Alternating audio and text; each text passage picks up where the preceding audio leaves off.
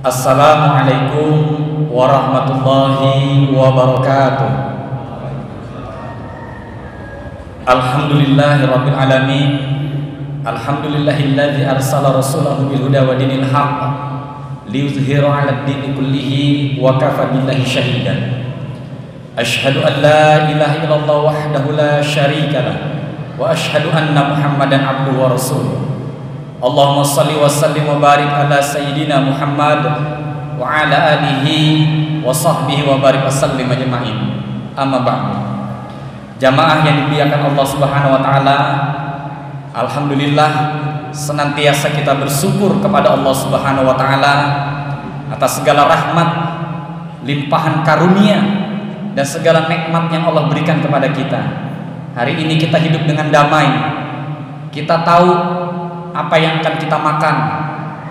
Kita bisa berkumpul bersama keluarga kita, merupakan nikmat besar yang patut kita syukuri di antara saudara-saudara kita yang ada di belahan bumi Islam yang lainnya. Sebutlah Suriah, Irak, Palestina, dan beberapa tempat yang lain, bahkan India begitu juga. Maka nikmat ini merupakan nikmat besar. Kita bisa hidup dengan damai, kita bisa beribadah dengan nyaman. Sementara saudara-saudara kita di Xinjiang, Cina, mereka tertekan, bahkan melakukan gerakan semacam wudhu saja sudah ditangkap. Bahkan di sana mereka dibuta hurufkan, makam-makam pun tidak ada yang bertuliskan nama. Maka hidup dengan damai yang kita rasakan hari ini merupakan karunia besar yang Allah berikan kepada kita dan patut kita syukuri. Kita beribadah dengan nyaman, kita datang ke masjid semau kita, kapan kita mau datang, kapan tidak mau tidak datang. Ini merupakan nikmat besar. Nah, jamaah yang dimuliakan Allah Subhanahu wa taala, kita pun berdoa semoga kita menjadi orang yang istiqomah, yang senantiasa menjadi orang-orang pilihan Allah. Sebenarnya semua pun diberikan Allah hidayah, namun ada yang mampu menjaganya, merawatnya, ada juga yang sekadarnya. Ada yang memprioritaskan, ada yang tidak. Jamaah yang dimuliakan Allah Subhanahu wa taala, Allah Subhanahu wa taala berfirman di dalam surah At-Taubah ayat 18. Innama ya'muru masajidallah. Hanyalah mereka yang memakmurkan masjid-masjid Allah ialah man amana billahi wal yaumil akhir, yaitu orang-orang yang beriman kepada Allah dan hari akhir, wa aqama sholata wa itaiz zakata, dan tetap mendirikan salat dan menunaikan zakat. Walam yakhsha ilallah, mereka tidak takut dengan apapun kecuali hanya kepada Allah. Fa'asa ulaika ayyakunu minal muhtadin, maka merekalah golongan orang-orang yang senantiasa mendapatkan petunjuk dari Allah Subhanahu wa taala. Imam Al-Qurtubi menjelaskan tentang ayat ini bahwa firman Allah Subhanahu wa taala ini sangat mulia, menjelaskan bahwa ketika kita menyaksikan orang-orang yang memakmurkan masjid,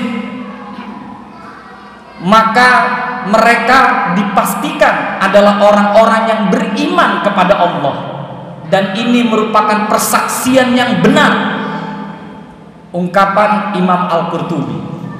Maka bisa dipastikan bahwa kita, saudara-saudara kita yang memakmurkan masjid, mereka dipastikan adalah orang-orang yang beriman kepada Allah Subhanahu wa taala dengan persaksian kita yang benar. Kemudian disebutkan pula dalam sebuah hadis, ada 7 golongan manusia yang kelak akan mendapatkan naungan dari Allah Subhanahu wa taala, di mana pada hari itu tidak ada naungan kecuali hanya naungan dari Allah. Antara satu dari 7 golongan itu yaitu adalah warrajulun qalbuhu mu'allaqun fil masajid, yaitu orang atau laki-laki yang hatinya senantiasa terikat, terpaut dengan masjid. Imam An-Nawawi rahimahullah mengungkapkan bahwa hadis ini menjelaskan ketika seseorang ke masjid, dia sangat mencintai masjid dan dia senantiasa melaksanakan sholat di dalamnya, maka inilah orang-orang yang memiliki hati yang terpaut dengan masjid. Ketika seruan azan berderu, bersahutan, memanggil, maka kita pun hadir di masjid untuk menunaikan sholat, maka kita termasuk dari satu di antara 7 golongan yang disebutkan oleh Rasulullah akan mendapatkan naungan di mana tidak ada naungan lain kecuali dari Allah Subhanahu wa taala. Warrajulun qalbuhu mu'allaqun fil masajid, yaitu seseorang yang hatinya senantiasa terpaut dengan masjid. Jika kita melihat sejarah, dialah sahabat Rasulullah SAW, Abdullah bin Ummi Maktum. Dia seorang laki-laki yang cukup tua, kemudian dia mendapatkan kekurangan, yaitu dia merupakan laki-laki yang buta. Suatu ketika dia menghadap kepada Rasulullah SAW dan menyampaikan permohonannya, "Ya Rasulullah, sekiranya aku yang tua dan buta ini diizinkan untuk melaksanakan sholat di rumah." Maksud beliau adalah meskipun sholat di rumah tapi tetap mendapatkan pahala dan keutamaan sebagaimana ia sholat di masjid. Uzur yang dia sampaikan kepada Rasulullah disebabkan adalah karena ia adalah seorang yang buta dan memiliki rumah yang jauh dari masjid.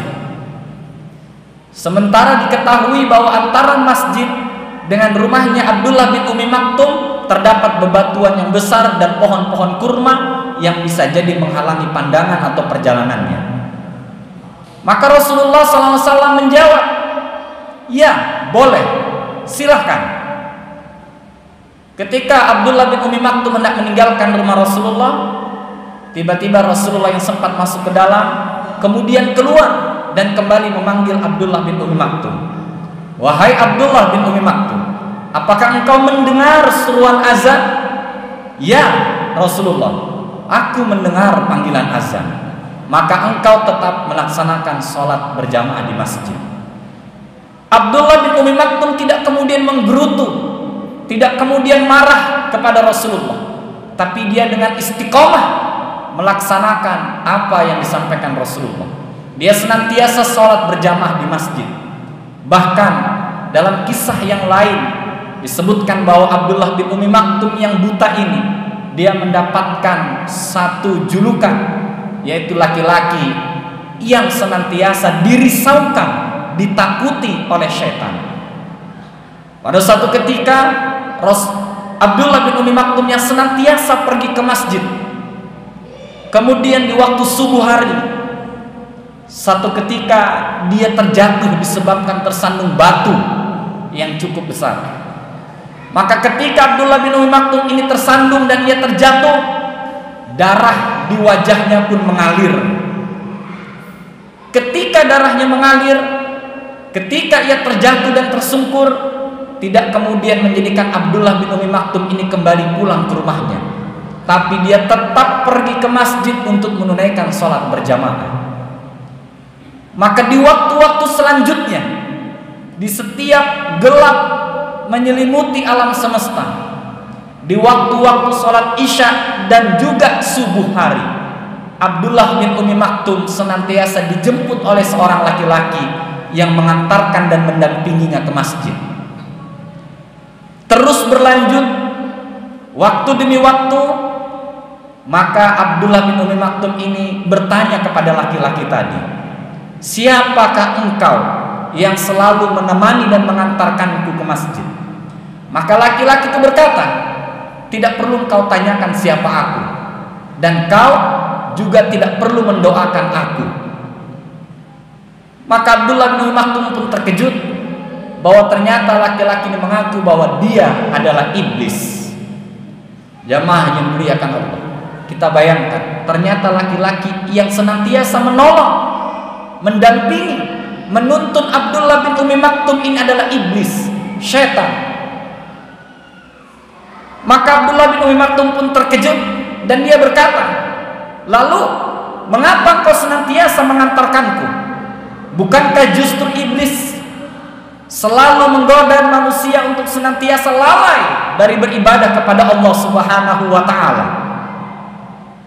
Iblis tadi berkata, wahai Abdullah bin Umi Maktum, masih ingatkah engkau suatu peristiwa ketika engkau tersungkur terjatuh disebabkan perjalananmu ke masjid, maka darah mengalir di wajahmu?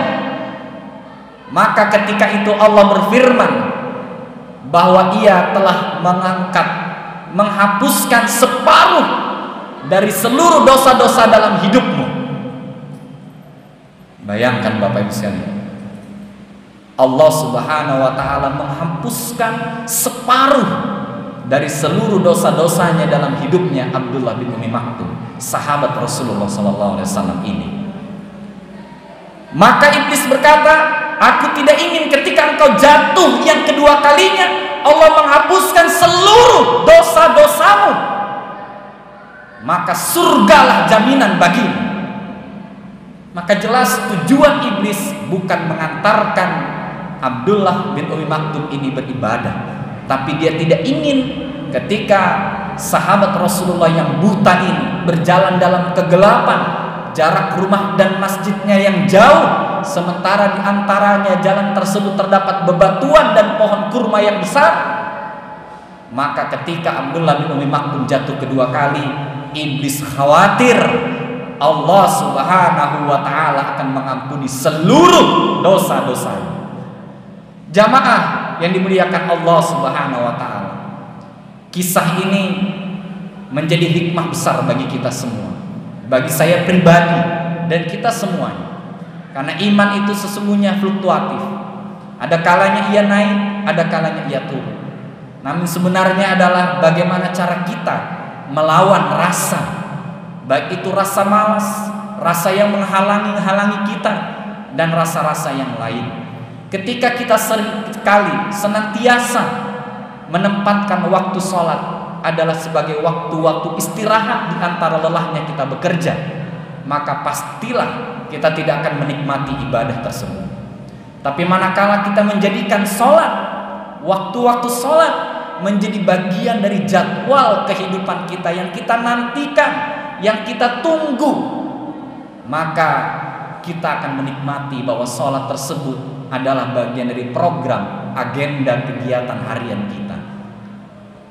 Maka jamaah yang dimuliakan Allah Subhanahu wa ta'ala, semoga apa yang saya sampaikan pada subuh hari ini bermanfaat buat diri pribadi saya dan juga jamaah sekalian. Demikian, mudah-mudahan Allah senantiasa memberikan hidayah dan taufiknya kepada kita semua. Billahi taufiq wal hidayah. Assalamualaikum warahmatullahi wabarakatuh.